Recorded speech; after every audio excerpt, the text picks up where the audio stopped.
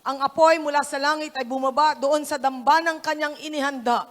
At yung propeta ni Baal ay talagang napahiya sapagkat ang Diyos nila na si Baal ay hindi kailanman tumutugon sa panalangin. Subalit ang Diyos na Elijah ay tunay na makapangyarihan na tumutugon sa panalangin.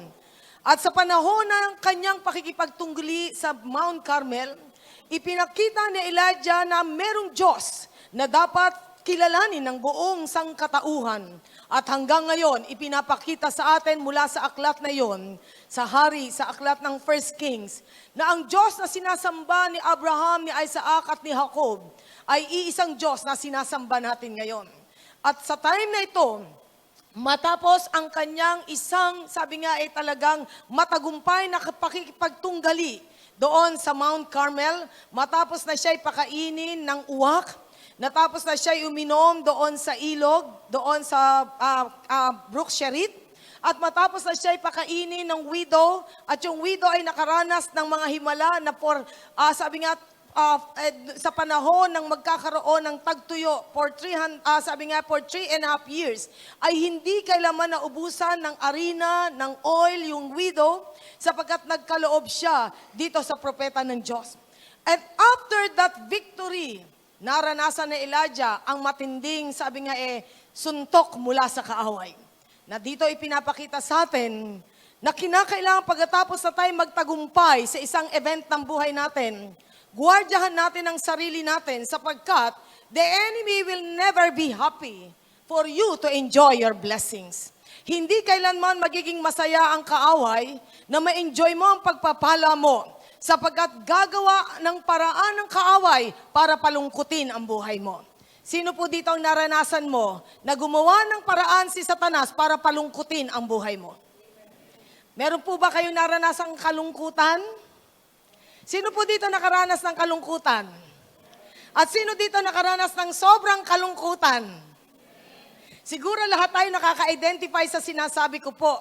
This time po, we will discuss about overcoming the Elijah syndrome. Paano natin mapapagtagumpayan ang sabi nga, yung Elijah syndrome na tinatawag natin, na pinamagatan nating Elijah syndrome. Na ito po yung tinatawag na overwhelming discouragement in life. Na sobrang sabi nga, parang panlulupaypay sa buhay. Yung nadi-discourage ka sa mga events ng buhay mo, nadi-discourage ka sa sitwasyon ng buhay mo, nadi-discourage ka sa mga problemang dinadaanan mo. Sino po dito ang nakaranas ng sobrang discouragement? Pakitaas nga ang kamay na talaga na-discourage na kayo once in a life, in your life. Ha? Na-discourage na ba? Ito mga ito, lahat tayo ay nakaranas ng discouragement. Ano ang feeling na nadi-discourage? Masarap? Masaya? Enjoy? Ha? Enjoy ba ma-discourage ka? Hindi, di ba? Kung pwede lang, lagpasan mo yung discouragement, pero lahat tayo dadaan. Do you believe? Yung quote, great blessings means great challenge. Hey, naniniwala ba kayo? Matinding pagpapala, matinding hamon din aabutin mo? Yes, totoo po yan. Sa bawat victory natin always, the enemy will attack us. Sapagkat hindi gusto ng kaaway na ma-enjoy mo ang buhay mo, ma-enjoy mo ang pagpapala ng Panginoon. And He wants us na talagang maranasan natin yung panlulupaypay, and He can give you a strong blow sa buhay mo. Na pwede kang bigyan ng kaaway ng isang malakas na suntok sa buhay mo, that you will be discouraged, parang still ang isip mo, malabo ang success, malabo ang victory, malabo ang iyong kinabukasan. Doon ang gusto ng kaaway na maglinger on ang tao. Sa panahon na talagang dumadating ang suntok ng kaaway sa buhay mo, sa buhay nating lahat, parang gusto niya maging blurred sa iyo ang pananaw mo sa tagumpay. Maging malabo sa iyo ang pananaw mo sa tagumpay. Great blessing doesn't guarantee a smooth sailing journey. Kapag tayo tumanggap ng pagpapala, it doesn't guarantee na tayo ay merong smooth sailing journey. Na yung dadaanan mo ay talagang wala kang dadaan ng bagyo, wala kang dadaan ng mga problema. We can never be complacent and lax sa ating mga pagpapala sapagkat the enemy is so subtle. Maraming subtle ways ang kaaway para tayo ay talagang ma-discourage sa mundong ito. Na hindi mo napapansin, unnoticeable, unpredictable, the attacks of the enemy. All we need to do is to strengthen and sharpen our spirit. Kinakailangan palakasin natin at patalasin natin ang ating espiritu all the more sapagkat Satan truly hates your victory and your blessings. Sapagkat tunay na ayaw ni Satanas ang tagumpay mo, mapagpapala mo, and he will always try his best to kill your joy. Yon ang gusto ni Satanas. Tatry niya, susubukin niya na patayin ang iyong kagalakan, not only your joy, but even your peace. In the midst of your victory, he will try to kill your joy, to kill your peace. And we have to overcome when you are about to enter that Elijah syndrome. I don't know kung ano ang katatayuan mo. Baka nandyan ka sa event ng buhay mo, you failed in so many ways. Meron ka mga frustration sa buhay na para bang pumapasok ka dun sa pintuan ng discouragement. But this is the good news. We need to overcome. Pakisabi mo sa iyong katabi, overcome. Kinakailangan overcome mo. Kung meron ka mang dinaan ng failures and frustrations, hindi ka nag-iisa. Hindi ka kailanman nag-iisa. Ang daming tao na ngayon ay nasa larangan ng matatagumpay na tao na talagang mga nandun sa success story, nandun sa talagang pinagpala ng gusto, pero ang pinanggalingan niyan ay maraming kabiguan. Kaya nga kung ikaw ay nabigo, ang tanging gagawin mo, bumangon ka. Amen? Sino dito ang handang bumangon? Amen. Sapagkat hindi natin pwedeng tawaran ang gagawin ng Panginoon sa atin. Yes, you are in that event na ikaw ay nag-fail, ikaw ay na-frustrate, pero tandaan mo, hindi permanente yan. Kailangan piliin mo, nababangon ka at magtatagumpay tayo. Amen. Let's open our Bible sa 1 Kings chapter 19, verse 1 to 13. 1 Kings chapter 19, 1 to 13. Tayo pong lahat ay tumayo. Unang hari, 1 Kings chapter 19, 1 to 13. Let's read together po. Let's read. Now Ahab told Jezebel everything Elijah has done and how he had killed all the prophets with a sword. So Jezebel sent a messenger to Elijah to say, "May the gods deal with me. Be it ever so severely, if by this time tomorrow I do not make your life like that of one of them." Elijah was afraid and ran for his life. When he came to Beersheba in Judah, he left his servant there while he himself went a day's journey into the desert. He came to a broom tree, sat down under it, and prayed that he might die. "I have had enough, Lord," he said. "Take my life, I am no better than my ancestors." Then he lay down under the tree and fell asleep. All at once an angel touched him and said, "Get up and eat." He looked around, and there by his head was a cake of bread baked over hot coals and a jar of water. He ate and drank and then lay down again. The angel of the Lord came back a second time and touched him and said, "Get up and eat, for the journey is too much for you." So he got up and ate and drank.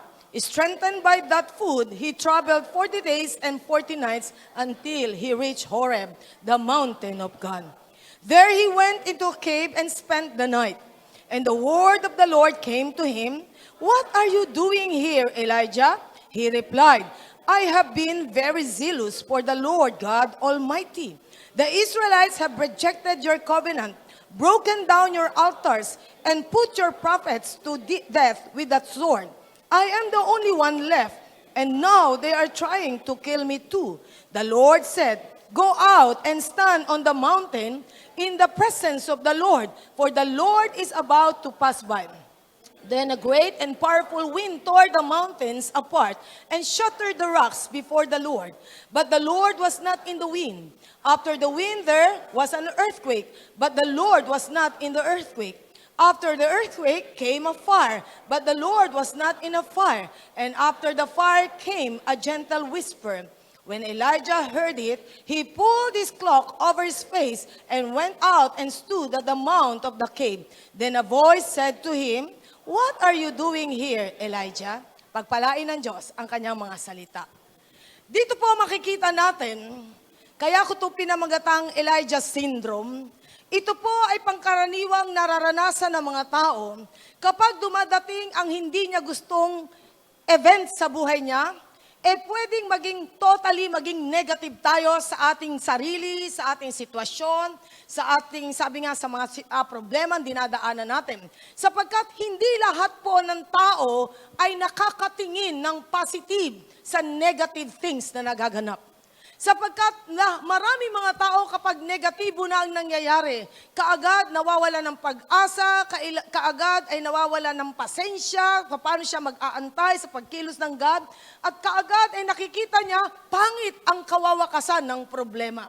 Kaya nga po, tandaan po natin, anumang problemang dinadaanan mo, hindi lahat ng problema pangit ang iyong kahihinatnan. Sapagkat maraming problema kahit gaano man kapangit at gaano man ka-evil ang plano ni Satanas, the Lord can turn every evil things that the enemy has destined for you to turn it for good. Amen? Na hindi ibig sabihin merong ginagawa ang kaaway sa buhay mo, na pangit na ang mga magiging wakas ng sitwasyon mo. Tandaan natin katulad ng sinabi ni Joseph, doon sa kanyang mga kapatid na he was sold to the, sabi nga, doon sa mga pagan people, at siya ay napunta sa Egypt, at doon ay talagang nag-second in command si Joseph after that great event, na napalayo siya sa pamilya niya, napalayo siya sa sariling bayan niya, napalayo siya sa mga magulang niya, dahil mga kapatid niya ay pinagkaisahan siya na ibenta. Pero nung time na siya ay nag-prosper at nagtagumpay sa land of Egypt, ang sabi ng mga kapatid niya, takot na takot, baka ipatayin sila ni Joseph sa malaking atraso nila. Pero isa lang ang sinabi ni Joseph sa Genesis 50 verse 20. The devil meant it for evil. You meant it for evil, but the Lord meant it for good. Na many times, even the people around us, hindi nila napapansin na sila'y nagiging instrumento ng kaaway sa buhay nating lahat. Even though na ang kaaway ay talagang gagamit ng instrumento to attack us, to do us harm. But remember, kahit anong plano ng kaaway, hindi kailanman magwawagi ang kaaway. Sapagkat greater is He, 1 John 4:4, that is in us than he that is in the world. Amen? Kaya nga, napakalaga na kung ikay dumadaan sa frustration, sa mga pangit na mga, sabi nga, event ng buhay mo, naging palpak ang naging dinadaanan mo, tandaan mo, kayang-kaya mong bumangon. Ang pinakamahalaga, yes, Satan wants to knock you out. Diba? I-knock out ka. Pero ang pinakamahalaga, na alam mo paano ka babangon. Amen? Na kinakailangan na talagang ikaw ay babangon. Amen. Now, this time po ang sabi nga, after that great blessings of victory from, sabi nga, 400 prophets of Baal and 450 prophets of Asherah, and in all, 850 propeta ng false prophet ng mga Diyos-Diyosan ang kinalaban ni Elijah at ipinakita niya mula sa mga bansang Israel kung sino ang kanyang Diyos. At doon ay sinabi ni Elijah, "O Diyos ni Abraham, ni Isaac at ni Jacob, ikapakita mo sa mga taong ito na ikaw ang totoong Diyos." At doon ay nagpahayag ang Panginoon dahil ang kanyang anak ay nanalangin na magpakahayag siya sa kalagitnaan ng mga taong sumasamba sa Diyos-Diyosan. Mula sa kalangitan, ibinaba ng Diyos ang apoy at ang dambana na nandoon, ang handog ni Elijah ay sinunog at doon namangha ang tao at kaagad ay inutos ni Elijah patayin ang 400 na propetang ito plus yung sabi nga yung propeta nitong si Asherah at ni Baal na ang namumuno sa kanila ay si Jezebel. Si Jezebel ay isang reyna na napangasawa ni Ahab. Ahab was an Israelite. Jezebel was a pagan queen na hindi nila kalahi. At dito makikita natin na dinala ni Jezebel ang bansang Israel sa pagsamba sa Diyos-Diyosan at maraming mga henerasyon na apektuhan ng Baal worship. Dito po ay pinakita sa ating lahat na ang Panginoong Hesus, hindi siya papayag na merong ibang idadambana ang sino man sa atin sa puso nating lahat. Amen? If God will open your heart, will He see Jesus, only Jesus in your heart? Makikita kaya ng Diyos sa puso natin? Si Jesus lang ang nasa puso nating lahat? Bakit kaunti ang sagot nyo? Sino ang makikita dyan na nakadambana sa puso nating lahat? Ang girlfriend, ang boyfriend, ang asawa, ang anak, ang pera, ang sabi nga, ang karir? Sino kaya ang makikita nakadambana ang hanap buhay, ang negosyo? Sino kaya ang makikita ng Panginoon kung magtatastasa ng puso ngayon? O kaya, sino po dito ang papayag na ngayon ang puso mo ay tatastasin sa harapan ng kongregasyon at ipapakita dyan sa kamera ng Diyos kung sino nakaupo? Sino ang unang tatayo dito at papayag? Bakit? Walang papayag? Ha? I just pray na tayong lahat ay pumasa na ang nakadambana dyan ay Panginoon sapagkat sabi ng Panginoon sa Luke 14, He who loves his father, 26, who loves his father, mother, brother, sister, wife, even his own life, and even his own children, cannot be my disciple. Na ibig sabihin, hindi mo mamahalin ang wife mo, hindi mo mamahalin ang kapatid mo, ang anak mo, hindi. Ibig sabihin dito, mamahalin mo sila, pero second to God. The number one sa puso mo is God. Amen? Pakisabi mo kung katabi mo ang asawa mo, you're my number two. Huwag kayong magulat na number 2 lang kayo. Dahil number 1 niya, si Lord. Amen? Many times sinasabi ko, kung may nanliligaw sa'yo, sasabihin sa'yo, number 1 kita, matakot ka dyan. Dahil may number 2 yan. Sapagkat pag sinabi niya, you're my number 2 and God is my number 1, mas tapat yan sa Diyos at magiging tapat yan sa'yo. Amen? Kaya nga dyan natin makikita dito sa pakikipagtunggali ni Elijah, it doesn't mean that you are doing God's will. It doesn't mean you are committed to God. It doesn't mean na ikaw ay devoted to God and you love God above everything sa buhay mo. It doesn't mean na walang problema ang aabutin mo na magiging smooth sailing ang buhay mo. It doesn't mean. Sapagkat the more you are committed to God, the more the attacks will come. Ay, sasabihin ng iba, wag na maging committed. Ang hirap pala maging committed. Hindi ba? Sapagkat aayawan ng kaaway kapag ikaw ay naging committed sa Diyos. Sapagkat kapag ikaw ay nagtalaga ng buhay sa Panginoon, all the more na ang mata ng kaaway ay babantayan ka sa bawat event ng buhay mo at gusto kang hilahin pababa. Remember, if you give your heart to Jesus, the enemy will never like it. Sapagkat pipilitin kanyang mapalayo sa Panginoon at pipilitin niyang ikaw ay talagang umayaw sa pananampalataya mo. Gagamit siya ng paraan. Pero tandaan mo, may kapalit ba ang Diyos? May katapat ba ang Diyos? May kaparis ba ang Diyos? Wala. Ngayon, sino dito ang handa na ibigay ang buhay sa Diyos? Ha? Handang-handa ba tayo bigay ang buhay sa Diyos? Na walang kapalit ang Lord sa buhay nating lahat? Praise God, praise God. Dito po makikita natin na hindi ibig sabihin nag-commit ka, nagtalaga ka ng lahat-lahat sa buhay mo, magaang magiging takbo ng buhay mo. Sapagkat the enemy will try to hit you strongly para ikaw ay makabitiw. Pero we need to tighten our grip. Kinakailangan kumapit tayong matatag. Sapagkat the enemy ay talagang he is like a roaring lion seeking whom he may devour.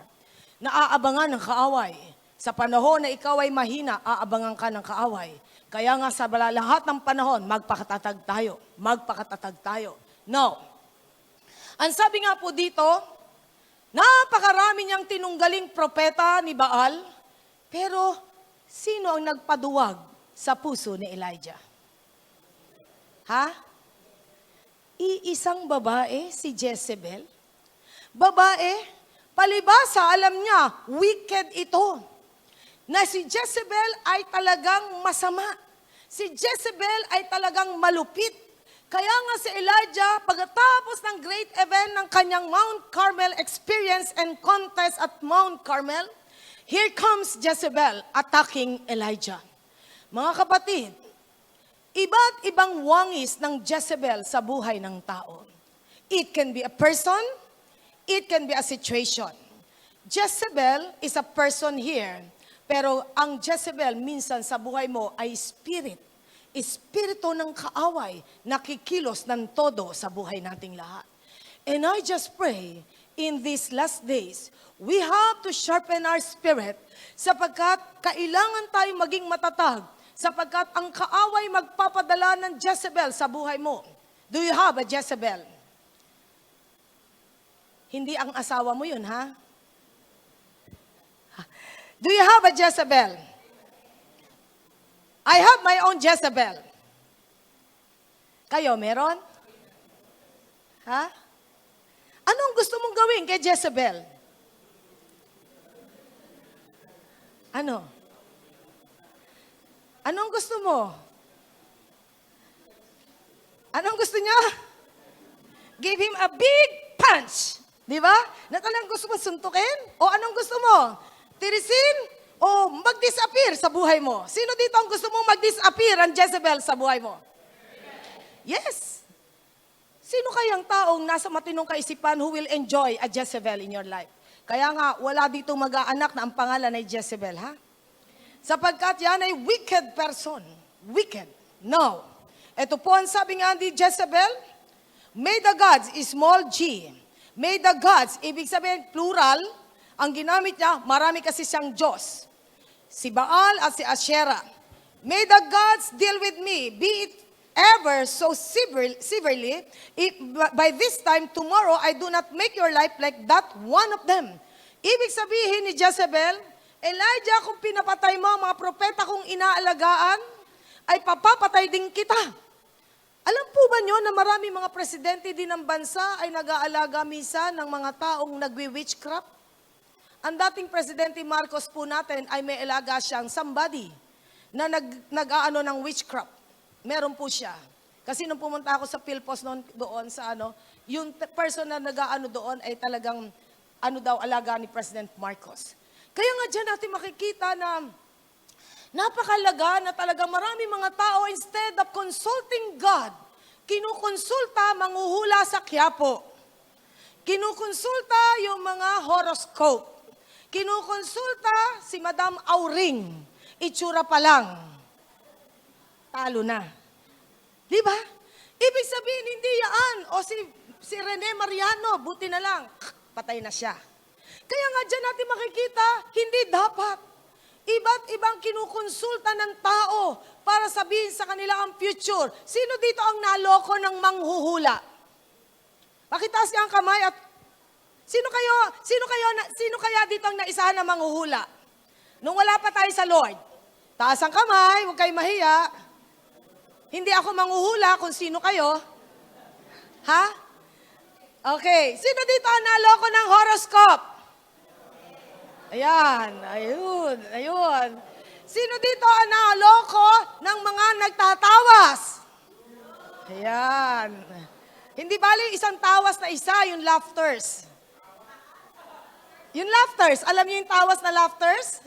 Pag naglagay ka nun, matutuwa ang katabi mo dahil hindi ka mangangamoy.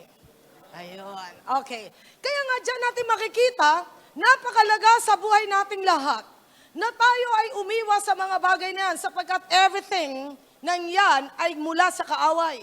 Na wag kayong magdadasal, ay magkoconsult sa mga spirit of the glass. Yung mga bagay na yan. Kaya nga dyan natin makikita si Jezebel ay punong-puno ng espiritu ng pagsamba sa Diyos-Diyosan sapagkat ang kanyang mga propeta ay practicing witchcraft. Na dito napakahalaga sa buhay nating lahat. Ang sabi nga nung pinapatay ang kanyang mga propeta. Naalala niyo yung propeta yung nakipaglaban kay Moses? Yung mga magicians, hindi ba? Yung ahas niya, yung tinapon niyang baston, naging ahas. At yung mga magicians ay nagtapon din ng baston. Pero paano pinakita ng Diyos na mas greater siya? Kinain ng ahas o baston ni Moses ang ahas ng magician. Amen? Walang katapat ang Diyos ng mundong ito sapagkat ang Diyos nating lahat, siyang namatay sa krus ng Kalbaryo, siyang nabayubay at naghuga sa ating mga kasalanan, siyang nilibing na ikatlong araw ay muling nabuhay, siya ang pinakamakapangyarihang Diyos at ang pangalan niya ay Hesu Kristo. Walang iba kundi ang ating Panginoong Hesu Kristo. Siya lang ang tanging Diyos nating lahat. Kaya nga hindi natin pwedeng tawaran ang ginagamit ng kaaway ngayon. Sa buhay ng maraming tao ay kinakailangan makilala natin ang gusto kung sino si Jesus sa buhay nating lahat. And then this time, ang sabi nga ni Jezebel, ipapapatay ko si Elijah. Elijah was afraid, natakot siya, and ran for his life. Babae lang ito isang babae. When he came to Beersheba in Judah, he left his servant there, si Elisha, while he himself went a day's journey into the desert. He came to a broom tree, sat down under it, and prayed that he might die. I have had enough, Lord. He said, take my life. I am not better than my ancestors. Then he lay down under the tree and fell asleep. All at once, an angel touched him and said, get up and eat. 1. Paano natin maiiwasan ng Elijah syndrome? How can we overcome this syndrome? Ito ay makikita mo kung meron ka nito. 1. Strengthen yourself in His protection. Palakasin mo ang sarili mo sa proteksyon ng ating Panginoon. Palakasin mo.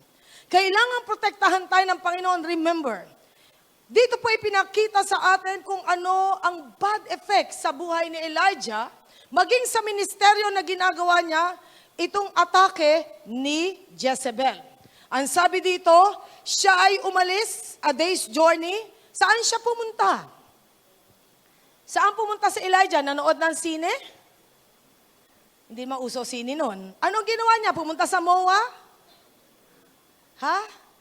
Saan pumunta si Elijah? Sa disyerto. Sabi po diyan, he went, sabi nga, in a desert, into the desert. At doon ay nando sa disyerto siya at humanap siya ng broom tree. Siguro itong broom tree, malaki ang mga dahon nito. At siya'y umupo under the tree. At siya'y nanalangin. Ano ang prayer niya? Anong prayer niya? Patayin mo na po ako, Lord. Sino po dito, minsan, sa buhay mo, gusto mo nang tapos ka na sa mundong ito? Ha? Graduate na sa mundong ito. Sino dito ang minsan gusto mo na uwi ka na sa Lord? Umamin? Totoo yan. Na many times gusto mo nang umuwi sa Lord. Bakit? Alam mo naman, may langit kang pupuntahan Alam mo naman sa langit, may kapayapaan at merong kagalakan pang walang hanggan. Alam mo sa langit, wala ka nang aalalahanin. Alam mo sa langit, wala nang kuryente, wala nang bahay na babayaran, wala nang lahat. Mga poproblemahin mo, wala nang mga babayaran tuition fee. Alam mo sa langit, wala nang maniningil sa utang mo. Diba? Alam mo sa langit ay talagang doon, ay talagang kapayapaan na mararanasan mo. Sino kaya sa atin ang hindi gustong umuwi sa langit? Sino dito ang gusto mong umuwi sa langit? Taas niyo ang kamay na gusto umuwi sa langit? Taas niyo ang mga kamay na gusto umuwi sa langit? Kailan?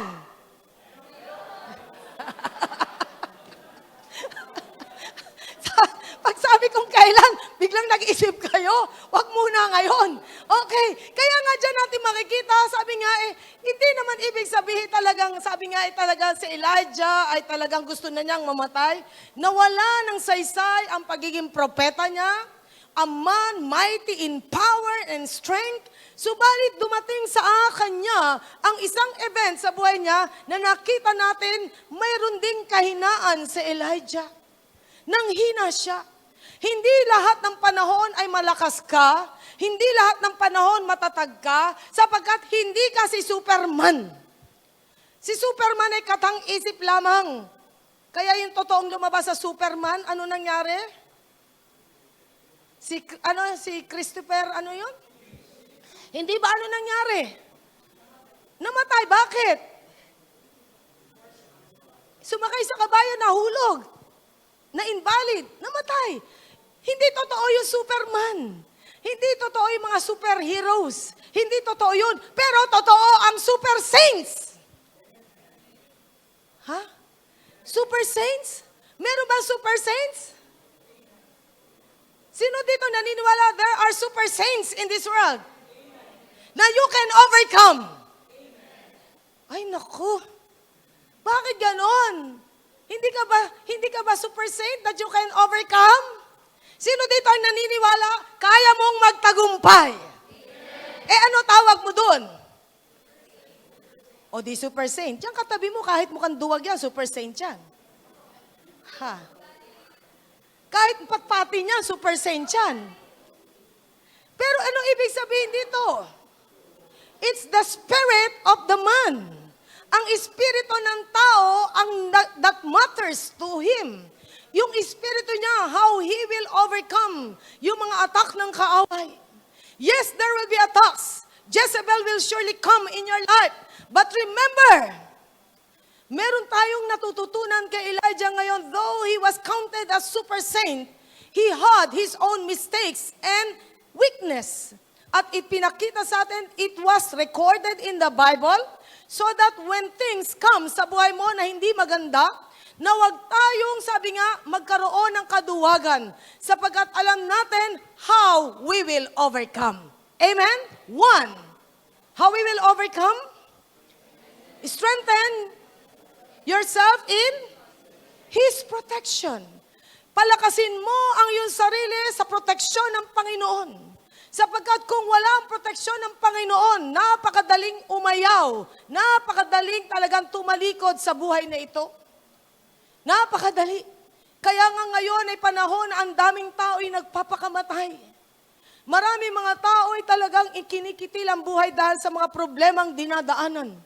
Pero tandaan mo, kapag ikaw ay totoong mananampalataya, hindi mo kailanman i-entertainin ang pagpapakamatay sapagkat iyaan ay galing sa dyablo.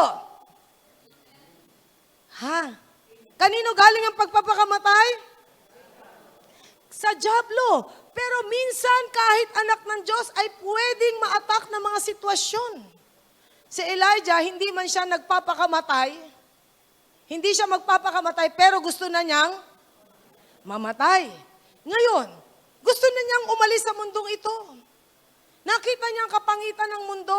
He was zealous, he was committed, he was devoted to God. Pero hindi ibig sabihin, zealous ka, devoted ka sa God, in love ka sa God, smooth sailing ka na. The more na ikaw ay may attack, sapagkat the truth remains, Satan will never kick a dead horse. Hindi kailanman sisipain ni Satanas ang patay na kabayo. Ang sisipain ni Satanas ay buhay na kabayo. Ibig sabihin, yung talagang palaban sa mundong ito, palaban sa atake ng kaaway. Sapagkat kung patay ang kabayo, baka pagsipa ni Satanas ay magising pa, magiging problema niya pa. Kaya nga dyan natin makikita, kapag ikaw ay nagbigay ng buhay sa Panginoon, huwag kang umasa na laging smooth ang sailing mo. There will be an attack from the enemy. Jezebel will surely come. But remember, Jezebel will be cut in the land. Amen? Dito po ay pinapakita sa atin, God will use everything to encourage and energize us. Na tayo po ay gagamitin ng Panginoon sa buhay nating lahat ang encouragement at kalakasan so that you will not, sabi nga, you will not give up. Discouragement has so many effects sa buhay ng tao. Physically, mentally, emotionally, spiritually, even relationally.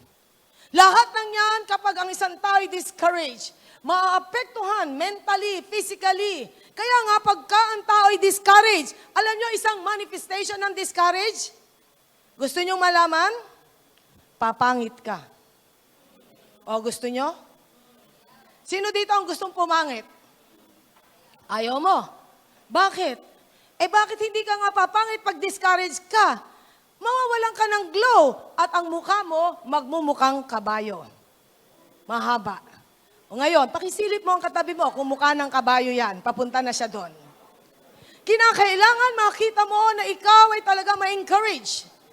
Physically, mentally, emotionally.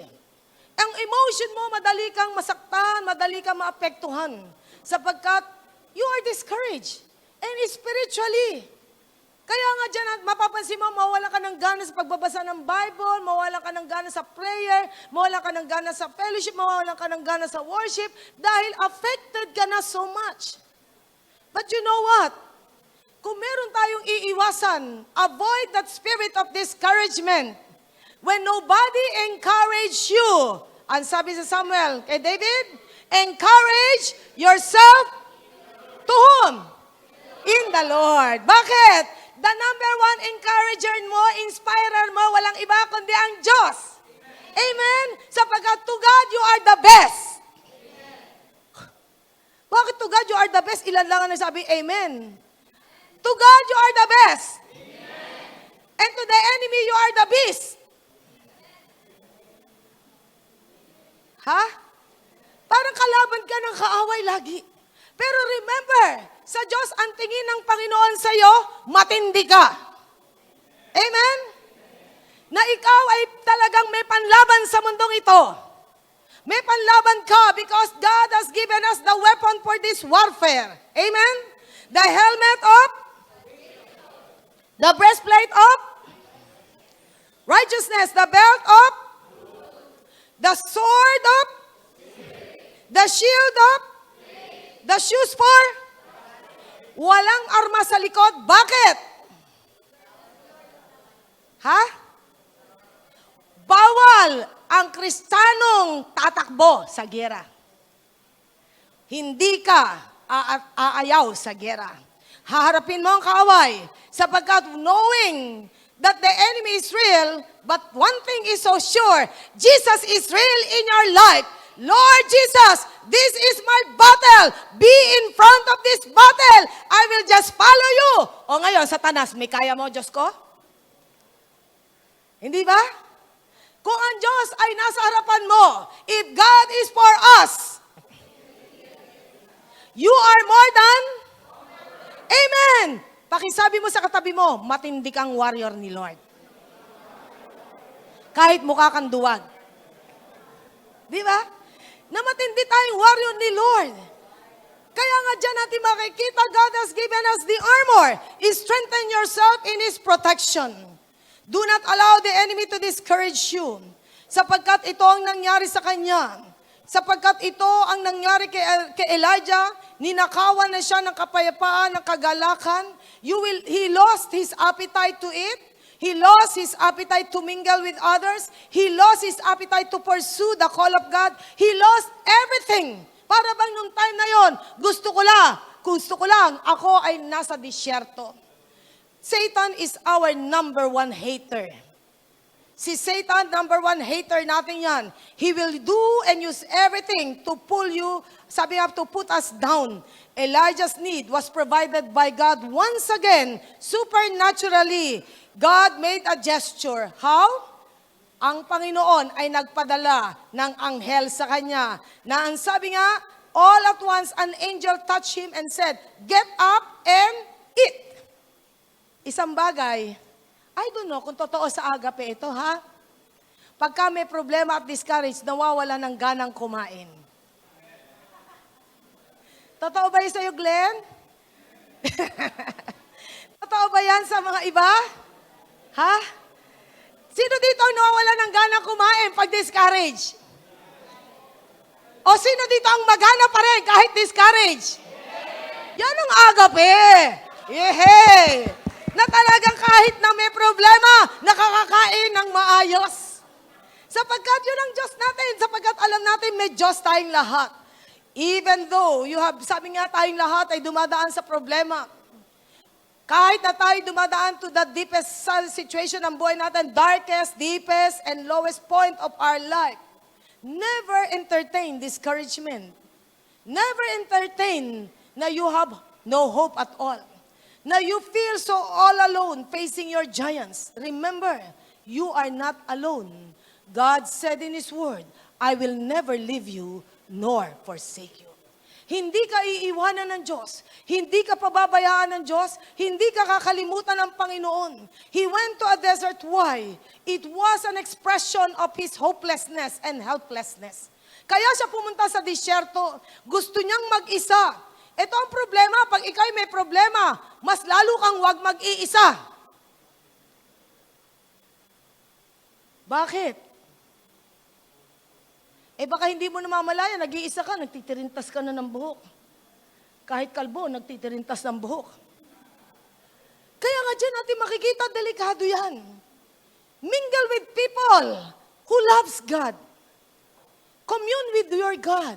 Na patuloy kang makipag-usap sa Diyos. Huwag mong pababayaan na ikaw ay dali ng kaaway sa disyerto ng buhay. Because loneliness invites aloofness. Kapag malungkutin ka, magiging aloof ka. And alam natin, we need to stay connected in His protection.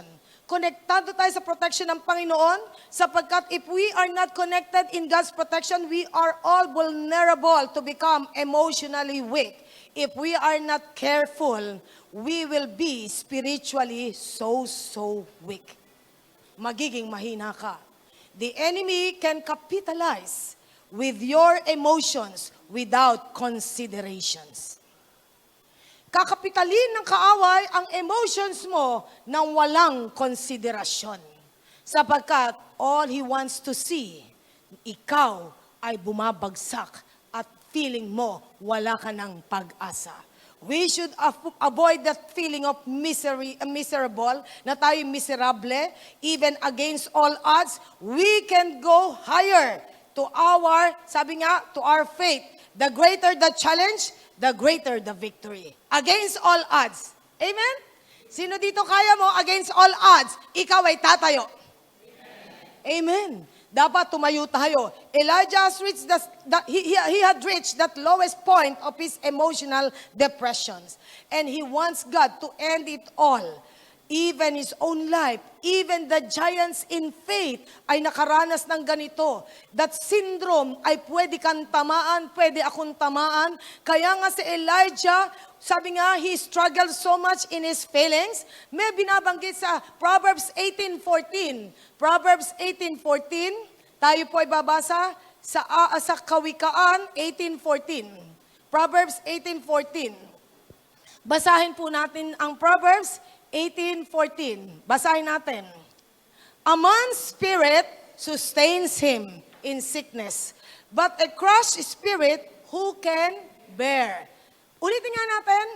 A man's spirit sustains him in sickness, but a crushed spirit who can bear? Sa Tagalog, sa taong may karamdaman, tatag ng loob ang magbibigay kalakasan. Sa taong may karamdaman, tatag ng loob ang magbibigay ng kalakasan. Kung mawawalan siya ng pag-asa, ano ang kanyang kahihinatnan? Yun ang Tagalog version. Kung mawawalan ng pag-asa ang taong may sakit, ano ang kanyang kahihinatnan? Ano? Of course, wala nang iba. Kakantahin ka na. Kakantahin na sa'yo yung kanta ni Basil Valdez. Hindi kita malilimutan.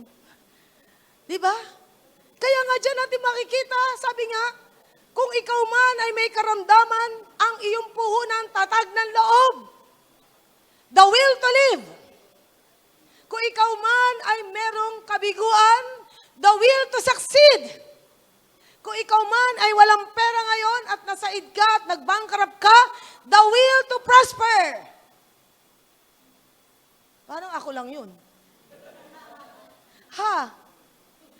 Kaya nga, kung ikaw may karamdaman, the will to be healed. Napakalaga sa buhay natin yun. Sapagkat hindi tayo dapat nawawala ng pag-asa. Elijah struggled so much. Kung binanggit sa James chapter 5 verse 7, I think verse 18, Elijah is a man of like nature. He prayed that there will be no rain, and it had no rain for 3.5 years. And then he prayed again, it had rain after 3.5 years. A man of like nature. Taong katulad mo at katulad ko. Pero dito po makikita natin, Elijah was a man of like nature, na pwedeng siya ay manghina din. Pwedeng siya ay matakot din. Pwedeng siya ay talagang mawala ng pag-asa. Kaya nga dito po ipinakita sa atin ng Biblia. Kung dumadaan ka man sa Elijah syndrome, all you need to do is to stand up and tell to the enemy, I will rise and I will succeed. Amen? Naniniwala ba kayo na ikaw ay destined to succeed? Magtatagumpay ka? Kahit na anong bokya ang inabot mo at anong frustrations ang inabot mo, magtatagumpay ka? Ang pinakamasarap na tagumpay, matapos na ikaw ay mabigo. Kasi alam mo yung panlasa ng tagumpay. Amen? Kaya nga, kung ikaw ay nabigo, congratulations! You are leading towards your success and victory. Amen? Kaya nga sa lahat na ito, huwag tayong mawala ng pag-asa. God allowed those parts sa buhay ng mga man of great faith so that kapag tayo ang dumadaan dyan, hindi ka rin mawawala ng pag-asa. You know what to do, how to overcome. Elijah had his own mistakes and weaknesses, pero isang bagay lang. Sa panahon na ito, ipinakita ng Diyos kay Elijah, magtatagumpay pa rin siya sapagat hindi pa tapos ang Diyos para sa kanya. Pakisabi mo sa katabi mo, hindi pa tapos ang Diyos sa buhay mo? Kaya wag mong tatapusin ang buhay mo. Amen? Sapagkat yun ang katotohanan. Nakasulat sa 2 Kings chapter 9, 33 to 37. Alam po ba nyo paano namatay si Jezebel? Sa panahon na siya'y namatay, itinulak siya. Sa building, doon sa palasyo, itinulak siya. Nasa terrace siya, itinulak siya. Sa 2 Kings chapter 9, verse 33 to 37.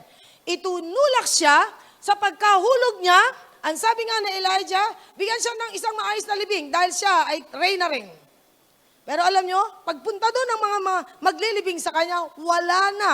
Ang nandun na lang ay bungo ng kanyang katawan. Ano sabi diyan? Basahin natin. But when they went out to bury her, they found nothing except her skull, her feet, and her hands. 36.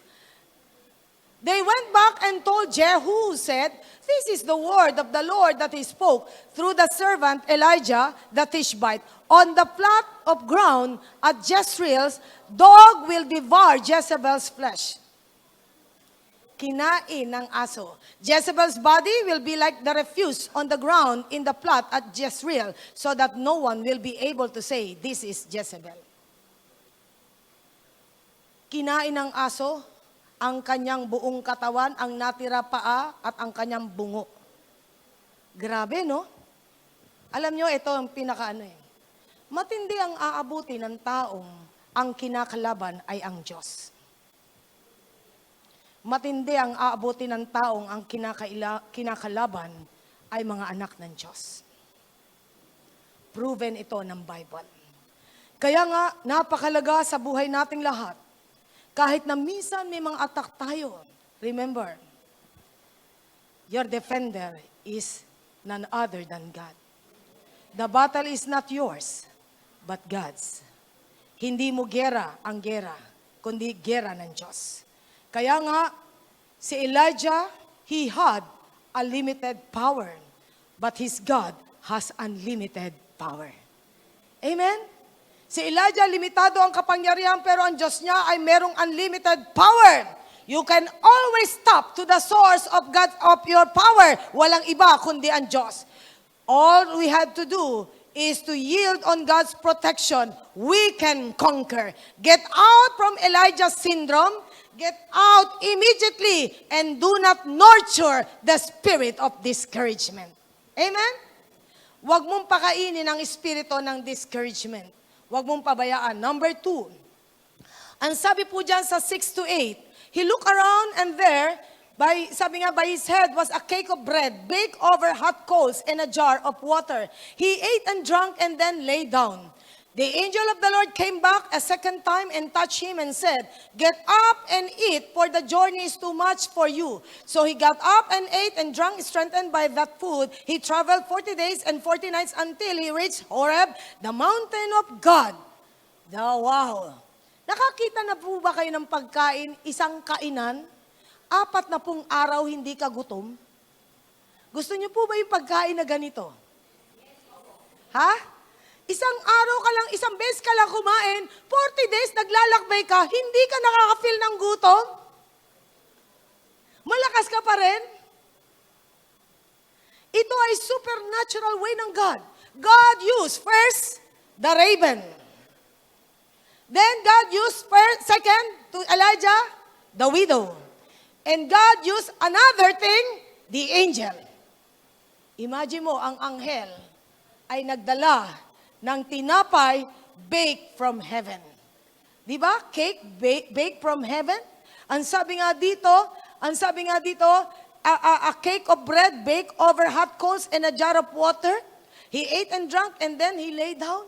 Imagine niyo, ito ay anghel ang ginamit na instrumento ng Panginoon. Sino dito ang naranasan mo na ang supernatural provision ng Panginoon? Strengthen yourself in His provision. Amen? Meron tayong supernatural provision ng ating Panginoon. Sapagat our God is the Almighty God. God can use many things, many ways to prove to us He can do the impossible things just to bless you and me. How many times you already experience it? Nabilang mo na ba ilang beses ka ng pinagpala ng Diyos, ng provision niya? Sino na dito ang naranasan mo na tumugon ng Diyos sa pangangailangan mo? Maraming beses na tayo nakaranas. Can we limit the capacity of God? Malilimitahan mo ba ang kapasidad ng ating Diyos? Isaiah 40 verse 12 to 14. Ang sabi po sa Isaiah 40 verse 12 to 14, na dito po ay binabanggit sa atin ang kamanghamanghang kakayahan ng ating Diyos. Isaiah 40 verses 12 to 14. Ang sabi po diyan, let's read. Who has measured the waters in the hollow of His hand? Or with the breadth of His hand, mark off the heavens? Who has held the dust of the earth in a basket, or weighed the mountain on the scales, and the hills in a balance? Who has understood the mind of the Lord, or instructed Him as His counselor? Whom did the Lord consult to enlighten him, and who taught him the right way? Who was it that taught him knowledge, or showed him the path of understanding?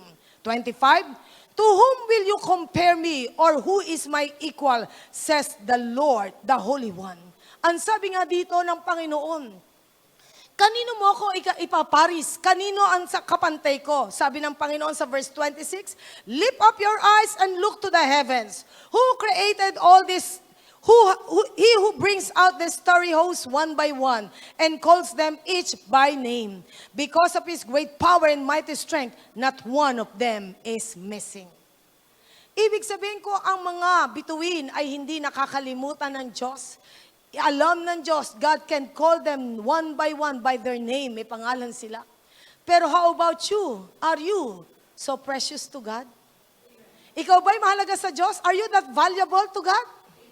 The Lord has given us the assurance, Matthew 10:30, I think, and sabi, 29, even the very hairs of your head are all numbered. Kahit ang iyong buhok ay bilang ng Diyos. Ibig sabihin, ganun ka-interesado, ganun ka-caring, ganun ka-loving, ganun ka-faithful ang God sa buhay nating lahat. Sa pangangailangan nating lahat, hindi tayo nalilimutan ng Diyos. Sapagkat you are valuable than the stars, you are valuable than the angels, you are valuable than any created beings of the Lord, because you are created in the image and likeness of God. And now, you accepted the Lord Jesus Christ, you became a child of God, at ikaw ay sinasabing tagapagmana ng Diyos. Kaya sabi mo sa katabi mo, matindi ka. Hindi ka basta-basta. Na kaya nga ibig sabihin, strengthened by His provision. Na tayo mapalakas ng provision ng ating Panginoon. In Isaiah, the book of Isaiah, it describes the power of God to create. Sabi nga, sino ang pwedeng humawak ng tubig sa karagatan sa kanyang kamay? Tumimbang ng mga bundok sa kanyang kamay? May makakagawa ba ng ganoon? Tanging Diyos lang ang makakagawa. At ang provision ng Panginoon to sustain us is overwhelming, At ang presensya ng Diyos ay laging para sa atin. God is the Almighty and the All-Powerful God. He cares for each and every one of us personally. Hindi ka nalilimutan ng Diyos. Ang tanong, naaalala mo ba siya? Maraming tanong, does Jesus cares? Ang tanong, do you really care sa Diyos? Minsan naghahanap tayo ng pagpapala, ikaw ba'y nanalangin? Minsan naghahanap tayo ng guidance from heaven, ikaw ba'y kumonsulta sa Diyos? Minsan naghahanap tayo ng lakas, ikaw ba'y tumawag ng tulong mula sa Diyos? Many times nag-expect tayo ng blessings from heaven, pero ang tanong, kumonekta ka ba sa langit? Kailangan konektado tayo sa langit. No person or things can be compared to our God. What is your concept about God? Who is God to you? Sino ang Diyos sa'yo? Sino ang Diyos? I believe God is so powerful. I believe God is mighty. Isagaw nyo nga kung ano pagkakilala nyo sa Diyos. Kung ano sinasabihin nyo, God is my Redeemer. Any description of God, the adjectives about God, isigaw natin ngayon sa kalangitan at ipamukha natin kay Satanas. Sino ang ating Diyos? 1, 2, 3. God is so powerful! Amen? Another one. Isipin nyo, sino ang Diyos sa inyong buhay? God is the Almighty! You know what? Manginginig ang kaaway sapagkat napaalala mo kung sino ang Diyos sa ating mga buhay. Amen? Palakpakan nga natin ang Panginoon. God is so good. Don't limit God's work in your life.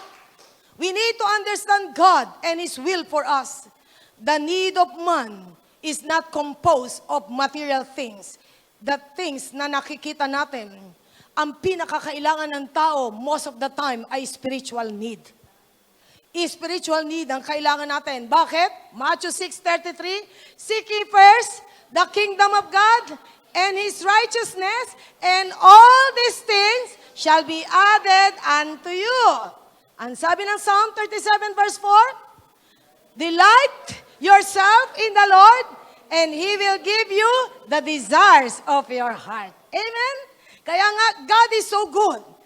Tandaan natin, it's not by your power, it's not by your might, ma-accomplish ang dream mo. It's by the Spirit of the living God. Amen?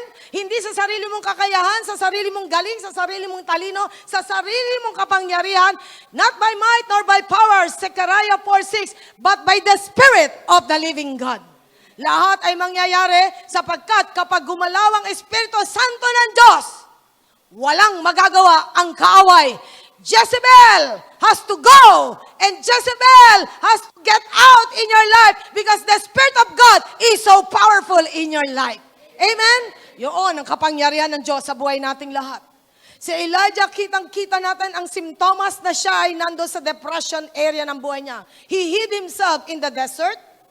He felt all alone and he prayed to God, kill me now, Lord. He doesn't want to continue the ministry. He resolved to escape through sleeping and lying down again and again. Alam nyo, ito ang isang sintomas, ha? Kapag napansin mo, tulog ka na ng tulog, ayun na yun. Pero na lang yung talaga mahilig matulog, ha? Huwag naman sabihin ng mga mahilig matulog. Sabihin ng nanay nyo, anak, gumising ka, maghugas ka ng plato. Kita nyo na nga tulog ako ng tulog. Di ba sabi ni Pastor Rasol, discourage? Niloloko nyo lang sarili nyo, ha? Kaya nga dyan natin makikita, napakalaga sa buhay natin. Kapag tayo ay feeling all alone na, tandaan natin, hindi ka nag-iisa. Kasama mo ang Diyos. Kasama nating lahat ang Diyos. If God is for us, who can be against us? Even the gates of Hades cannot prevail against the church of the living God. The church is the church of God and no one and nothing. Kaya sabi nga na pwedeng bumangga sa church of the living God. Sapagkat ang binabangga mo ay Panginoon. Amen! Kaya nga napakahalaga niyan. Kawawa ang taong babanggain niya ang Diyos at babanggain niya ang church. He felt this thing sa buhay niya at talagang halos nakalimutan niya ng kumain. Even sa panahon na ito, na naramdaman niya ang mga bagay ito, nandun pa rin ang kapangyarihan ng Diyos. God's power and strength never diminish. Hindi kailan ang bawasan ng lakas at kapangyarihan ng Diyos sa buhay mo. He is never too tired and too busy to help us and to listen to us. Kaya nga, sabi nga, even young man get exhausted and fall. Sabi sa Isaiah 40 verse 29, even young man get exhausted and fall, gets weary and fall. But they that wait upon the Lord shall renew their strength. They shall mount up with wings like eagles. They shall run and not be weary. They shall walk and not faint, because the Lord destined us to become an eagle. Eagle can fly higher than the storm. Eagle can fly higher than the discouragement. Eagle can fly higher than distress. Eagle can fly higher than your problems, higher than your difficulties, because you are created to become an eagle. Fly high like an eagle. Amen. We will fly high like an eagle. Sapagkat yun ang destination nating lahat, to become an eagle. Stop that roller coaster emotion.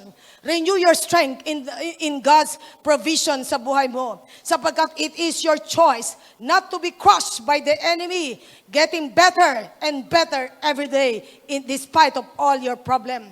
Sapagkat if we will not remove from the spirit of discouragement, we will grow old faster, and we will grow bitter and bitter every day.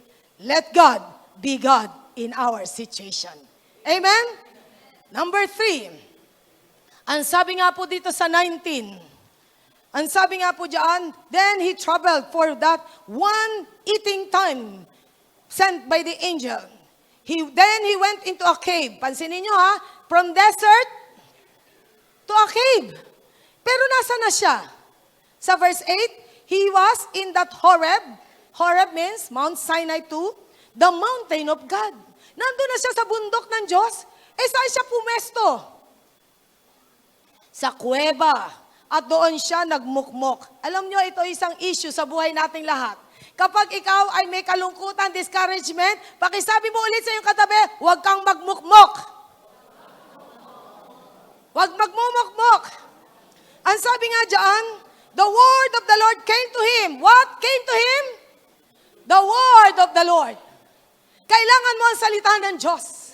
Kailangan mong marinig ang tinig ng Diyos. He replied, I have been very zealous, verse 10, for the Lord God Almighty, the Israelites have rejected your covenant, broken down your altars, and put your prophets to death with the sword. I am the only one left, and now they are trying to kill me. The Lord said, go out and stand on the mountain in the presence of the Lord, for the Lord is about to pass by. Lumabas ka sa kuweba, sapagkat dadaan ng Diyos. If God will pass by on this place, get out from your cave. Even though misa nasa loob ka na ng church, you are hearing the voice of the Lord. But you, sabi nga, choose to be in that cave. Na nandun ka pa rin sa kuweba ng iyong emotion, sa kuweba ng iyong discouragement, sa kuweba ng iyong kalungkutan. Lumabas ka sa kuweba, pakinggan mo ang tinig ng Diyos, get out from the cave and go to the mountain of the Lord. Pakinggan mo ang Panginoon sa buhay mo. And then, ang sabi dito, then a great and powerful wind tore the mountains apart. It was a miraculous way ng God na talagang hinati ang bundok, shattered the rocks before the Lord. Sabi nga, before the Lord was not in the wind. Wala din siya sa wind. After that, the wind, the earthquake, the Lord was not in the earthquake. Then the fire, the Lord was not in the fire. But now, anong ginamit na ng Diyos? The gentle whisper. The gentle whisper of His voice. Ang isang malumanay na tinig ng Diyos ang narinig ni Elijah. Na kung saan dito makikita natin, we have to strengthen yourself in His presence. Palakasin mo ang sarili mo sa presensya ng Diyos. Sapagkat walang ibang magpapalakas sa iyo kundi ang presensya ng Diyos. No other place, but only in the presence of the Lord. Hindi ang movie house. Hindi ang mga bagay na hinahanap natin sa mundo ang magbibigay sa iyo ng tunay na kalakasan. Sapagkat only in the presence of the Lord, there's fullness of joy, there's fullness of peace. Sapagkat yun ang gusto ng Panginoon. What are you doing here, Elijah? Ang sabi ng Panginoon. For the second time, God saw him in that place na hindi nararapat for him, in the desert now, in the cave. Go to the mountain of the Lord. But he stayed in that cave. He was already on that mountain. Pagkakataonan niya na maranasan ng Diyos, pero pinili pa rin niya ng kuweba. Showing to God, I am discouraged, Lord. I am so devastated. I am so distressed, Lord. His heart and his mind was focused on Jezebel. But God told him, get out and stand on the mountain in my presence, for I am about to pass by, and I will talk to you right now. God will talk to you. Kakausapin ka ng Diyos. Sino dito ang gustong-gusto mong kausapin ka ng Diyos? Sino dito kailangan ka ng kausapin ng Diyos? God wants to talk to us. Kinakailangan marinig natin ang gusto ang tinig niya. We need to get out from that cave. The mountain of God is always available for us. At gusto ng Panginoon, marinig mo ang tinig niya. He is about to pass by, dadaan ng Panginoon. Would you want to hear the voice of your God? Nais mo bang marinig ang tinig ng Diyos? Are you lonely and discouraged and in distress? He needs God more and more. We need God more and more. Elijah knew the sound of the gentle whisper of his God. Kailangan maging familiar tayo sa tinig ng Diyos. Sapagkat napakahirap na kinakausap ka na ng Diyos. Hindi mo pa maintindihan, Diyos ba ito? But the Lord has given us, sa John 10:27, my sheep knows my voice and I know them and they follow me. Alam ng aking mga tupa ang aking tinig at kilala ko ang aking mga tupa at ako ay naririnig ng aking tupa. Mga kapatid, if you are a real sheep of the Lord, mararamdaman mo at mararanasan mo, ito ang Diyos nangungusap sa akin. With all the attack of Jezebel in your life, you will not fear, you will not worry, you will not be confused, sapagkat God speaks to you, Son, you have my victory. Daughter, you have my assurance. I am for you. Napakahalaga niyan. Nasa kampi natin ang Diyos. Kakampi mo ang Diyos. Hindi ka iiwanan ng Diyos. Amen? Sino dito naniniwala? Kakampi mo ang Diyos. Kasi kung hindi mo kakampi ang Diyos, sino ang kakampi mo? Pangalan pa lang ni Satanas, ayaw mo nang banggitin eh. Hindi ba? Kaya nga, ibig sabihin, gusto mo, kakampi mo, lagi ang Diyos. Sapagkat ang mga kinakampihan ng Diyos ay mga anak niya. You are the apple of God's eye. Ikaw ay mahalaga sa Diyos. Mahal na mahal ka ng ating Panginoon. Jeremiah 33:3, I have loved you with an everlasting love. Mahal na mahal tayo ng Diyos. Though the mountains be shaken or the hills be removed, but my unfailing love for you will always remain in you, says the Lord. Napakalaga sa buhay nating lahat. We need that whisper, that gentle whisper of our God. He is often found gently whispering in the quietness of your humble heart. Alam ba ninyo, kapag mapagpakumbaba ang puso mo, mas madali tayong kakausapin ng Diyos. Are you listening to God? Are you listening to God? When was the last time na ikaw ay nag-quiet time? Ay, meron bang ganon? When was the last time that you talked to God? When you pray, you talk to God. When you read the Word of God, God talks to you. Ano ibig sabihin dito? Araw-araw ba kailangan natin makipag-usap sa Diyos? Amen. Do we need to pray every day? Amen. Do you need to read the Bible every day? Amen. So that you will grow, and grow. Yun ang gusto ng Panginoon sa ating lahat. Huwag mong kakalimutan manalangin at huwag mong kakalimutang basahin ang Biblia. Amen? Sapagkat yun ang kailangan nating lahat. We need to step back from the noise of the activity ng mundong ito, ng busy things of this world. We need to listen to our God. It may come when you least expect it. His work is not yet over in your life. Sabi ng Panginoon sa kanya, Elijah, hindi pa tapos ang pinagagawa ko sa iyo.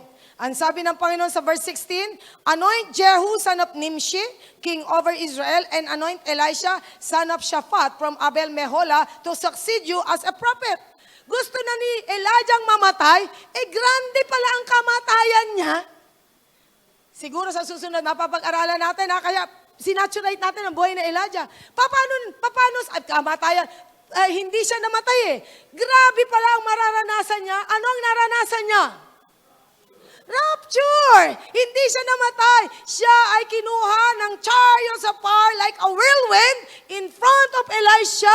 At doon nakita ni Elisha ang kamanghamanghang pagkilos ng God sa buhay ni Elijah. He was caught by the whirlwind like a chariots of fire. Hindi niya naranasan ang mamatay.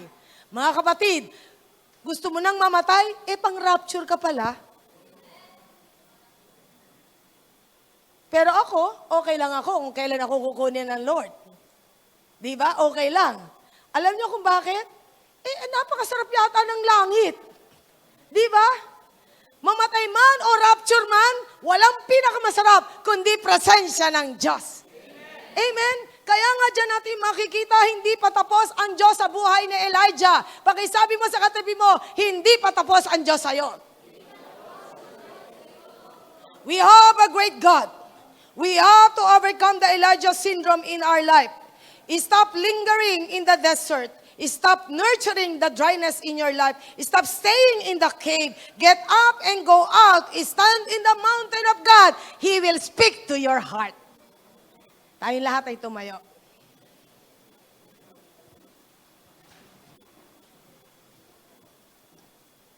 I believe every one of us ay dumaan sa mga issue ng Elijah syndrome. Dumaan tayo sa mga panahon ng pagbagsak ng ating emotion. But you know what? You always need to guard your emotions. Emotions can deceive you. Emotions can betray you. Emotion will lie on you. Magsisinungaling ang nararamdaman mo. Kinakailangan, we need to let our spirit to arise more than our emotion. Amen? Kinakailangan ng espiritu natin ang talagang bumangon at sabihin natin sa ating nararamdaman, sumunod ka sa espiritu ng Diyos. Sapagkat alam ko, makapangyarihan ng Diyos na sumasa akin. Amen? Just tell to your God, God, I need you, Lord. Hindi mo namamalayan, maaaring dumadaan ka sa Elijah syndrome. Sa so much discouragement in life. But the Lord is telling us, do not be discouraged or do not be dismayed. Fear not, for I am with you. I will strengthen you. I will uphold you with my victorious right hand. The Lord will strengthen you. The Lord will uphold you with His victorious hand. If the victory is upon us all, we are more than conquerors. And I believe the Lord is telling us tonight, today, get out from your cave. Get out from the desert of your life. Go to the mountain of God. He will speak to your heart. You will listen to the gentle whisper of our God.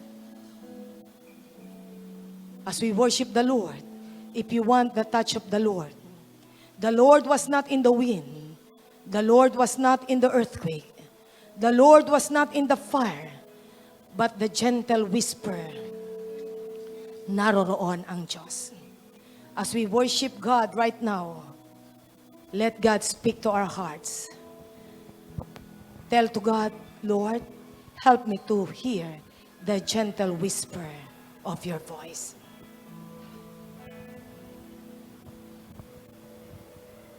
Jesus. More than yesterday, I need you more than words can say. I need you more than ever before. I need I need you, Lord. Do you really need God? Once again.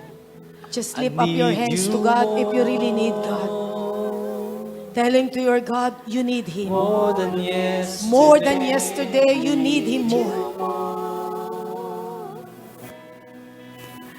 More than words can say, I need you more than ever before. I need you more. I need you, Lord, more than the air I breathe, more than the song I sing, more than the next heartbeat, Jesus.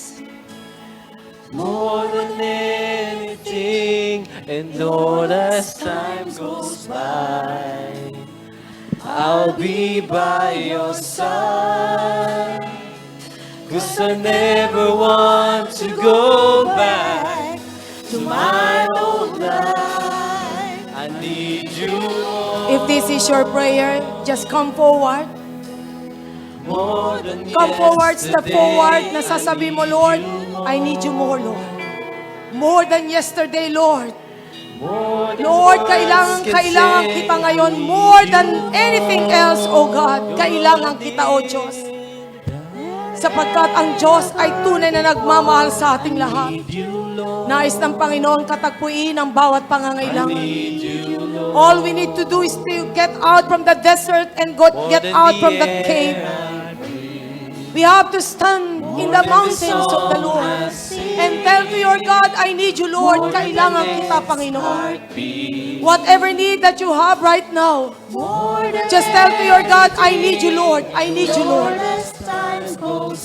Oh, Jesus. I'll be by your side. 'Cause I never want to go back to my old life. Come on, church. I need you more. Jesus. That's all I pray. More than yesterday, I need you more. You're all I want. More than words can say, I need you more than ever before. I need you, Lord. I need you, Lord. I need you, Lord. I need you, Lord. If you know that you need God, na ikaw ay nabigo sa isang sitwasyon sa buhay mo, I need you. just come forward, wag kang mahiya. Sapagkat God will touch a humble heart. More than words Kapag hindi mo can maamin na kailangan mo ang Diyos, even though you need Him, the Lord cannot touch you. The only thing na kailangan mo gawin is to step forward at sabi mo sa Diyos, kailangan kita, Panginoon. Just come forward. I need you, Mag-move tayo dito sa mga nandyan sa likod. Forward ka. more than the air I breathe. More than the song I believe meron pang I sing. kakatagpuin ng Panginoon ngayon. More than the next When you hear the voice of God, do not harden your heart. Sapagkat nais ng Panginoon, ayusin ka. Nais ng Panginoon, i-encourage ka. Nais ng Panginoon that you will reach a new level of your life. Nais ng Panginoon, maranasan mo ang pananagumpay. Nais ng Panginoon, tapusin ang kabiguan sa buhay mo. Sapagkat nais ng Diyos na magtagumpay ka. If you are that person who needs God's touch right now, you need the gentle whisper of your God. Don't hesitate to come forward. Let God touch you right now. Just one step forward. I need you. It will take All I need a great touch in your life. Never before. I need you, Lord. So all I need you, Lord. All I need you more of you, God. More than yesterday, I need you. Pwede ko bang hilingin ang lahat na nag-forward to hold the hand of yung katabi mo? Kapit-kapit tayo. I need you more. Gumawa kayo ng ng linya na magkakapit kayo. Kapit-kapit kayo. I need you, Lord. I need you, Lord. You're more than the air and More than the air. Lahat ng nais na sabihin, Lord, I need you, Lord. More than the song I sing. Huwag tayong mahiya na sabihin, kailangan kita, More than the Panginoon. next heart. Sapagkat wala tayong kailangan sa mundong ito, kundi ang pagkilos at hipo ng Diyos. Kumapit kayo sa mga katabi nyo, huwag kayong bibitiw. Nasabihin nyo sa Panginoon, Lord God, touch me right now. Cry out to your God, your need. We need God, we need God. Jezebel will be out in your life sapagkat tatapusin ng Diyos ang struggle at battle ng buhay mo. Jesus.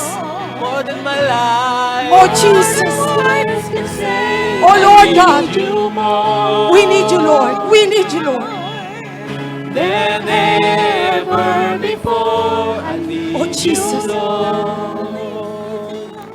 I need Just lift up you, your hands to Lord. God. Softly, let's sing that song, I need you, Lord. Even without the instrument.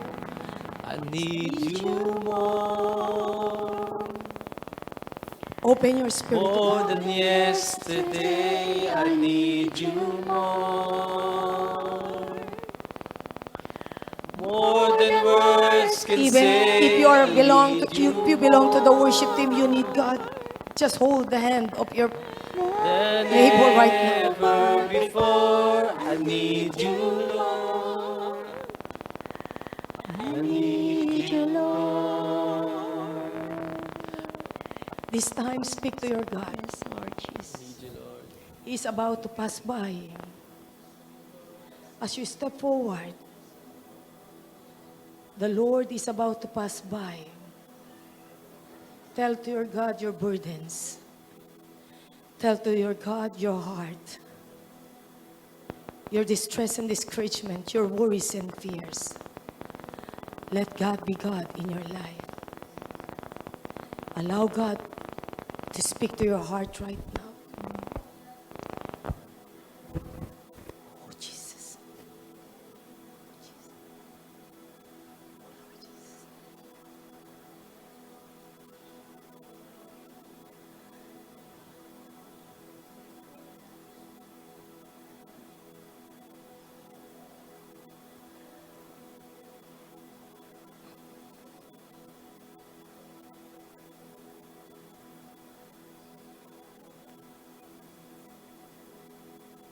Just allow God to speak to your heart right now.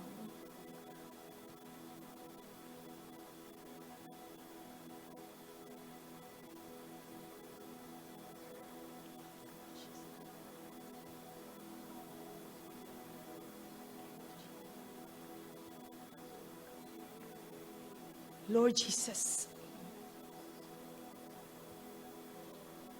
as you have given assurance to Elijah that you will pass by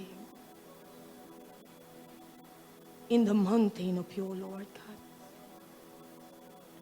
We are in your holy presence right now, O God, declaring our complete dependence upon you, O Lord God. We cannot do anything except trusting you, O Lord God. Anumang discouragement sa puso ng iyong mga anak na narito ngayon, anumang worries at fears that creeps in the heart of your people. Let your people hear the gentle whisper of your voice.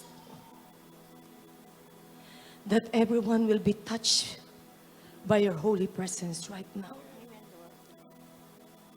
Just lift up your hands to God. Lift up your hands to God. Father God, in the name of Jesus, touch everyone in this place right now. With the strength from heaven, O God. Father God, in the name of Jesus, we receive the strength that comes from you right now, O God. The strength of your protection, Father God, we receive it. The strength of your provision, O God. The strength of your presence in our lives, O Father God. The strength of your power, we receive it right now, O God. The enemy has no power over your church. The enemy has no power over your people. Jezebel will be out in the land in the name of Jesus. And Lord, the enemy. And you have given us the assurance, oh Father God, we are more than conquerors. And thank you, Lord. We receive, we receive, we receive, we receive the strength of your protection, the strength of your provision, the strength of your power, the strength of your presence, oh God. And thank you, Lord. No more discouragement, no more fear, no more worry, because Jezebel is no more. In Jesus' name, amen, amen, and amen, amen. Thank you, Lord. Amen, amen, amen. Praise you, Lord. Amen, amen, amen. Did you receive? Amen. Praise God. Pakisabi mo sa katabi mo, Jezebel is no more. Amen. God bless us all. God bless us all.